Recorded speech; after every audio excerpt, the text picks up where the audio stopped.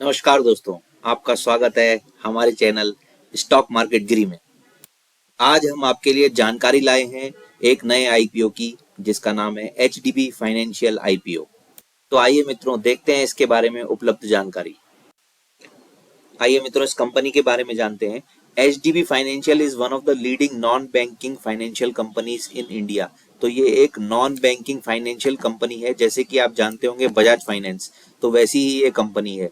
It is an upper layer NBFC by the RBI, और ये company various lending solutions देती है, जैसे कि enterprise lending, secured and unsecured business loan to MSME, यानी जो छोटे उद्योग होते हैं उनको लोन देती है। Asset finance, secured loans for purchase of new and used commercial vehicles, यानी व्हीकल्स के लिए भी लोन देती है। Consumer finance, secured and unsecured business loans for consumer durables, digital and lifestyle products, two wheelers, automobiles and other unsecured personal loans, यानी कि ये हर प्रकार के लोन प्रोवाइड करती है।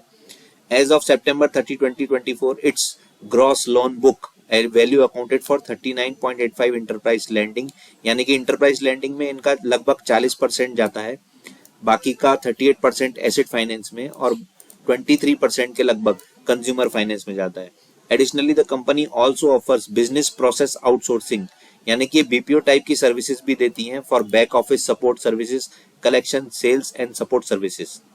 मित्रों, इस आईपीओ की एक और खास बात है कि अगर आपके पास एचडीएफसी बैंक के शेयर्स हैं तो एचडीबी फाइनेंशियल का जो आईपीओ आएगा उसमें शेयर होल्डर रिजर्वेशन का एक कोटा है। तो इस आईपीओ के पास लगभग 1,68,91,000 शेयर्स हैं, जो कि वर्थ हैं ₹1,250 करोड़ के। ये रिजर्व हैं for subscription under shareholder Kota.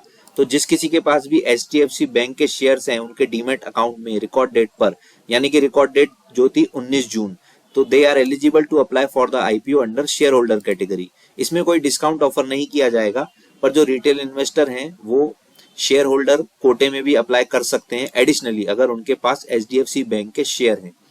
और इस आईपीओ में एम्प्लॉय रिजर्वेशन भी है। अगर आप एचडीबी फाइनेंशियल बैंक के एम्प्लॉय हैं तो वो भी इसमें अलग से सब्सक्रिप्शन कर सकते हैं। उनके लिए भी कुछ 20 करोड़ के आसपास के शेयर्स रिजर्व किए गए हैं।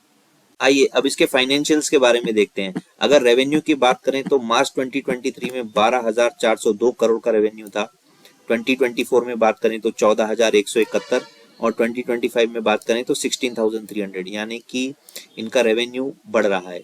प्रॉफिट आफ्टर टैक्स की बात करें तो 2023 में था 1959, 2024 में था 2460, 2025 में था 2175, जो कि पिछले साल से थोड़ा कम है, बट ठीक है।